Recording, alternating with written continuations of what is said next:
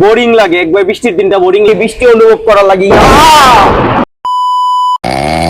একটু খেতার তলে দিকটা ঘুমাইছিলাম সারাদিন, মনে করেন আর কি দৌড়াদৌড়ি করিয়া, মনে করেন ভিডিও এডিটটা শেষ করিয়া মোবাইলটা চার্জ দিয়ে খালি একটু হুকছি, হুতার লগে লগে গাইস বৃষ্টি শুরু হয়েছে। বৃষ্টিটা নামা মাত্রই কারেন্ট যাইব।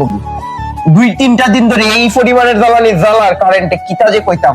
দিন স্বাভাবিক হইব কবে গাইস? ওটা আমার প্রশ্নটা, কবে স্বাভাবিক হইব ভাই? শান্তিতে ঘুমাইতাম পারবো কবে?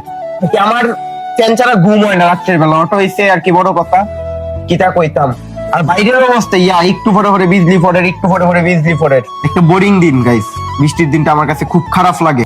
রুমের মধ্যে প্রচুর গরম লাগে গাইস। আইন বাইরে যাই গিদন, ভালো লাগে না কিছু, বাইরে যাই তো, বাইরে গেলে বাতাস বাতাস লাগবে।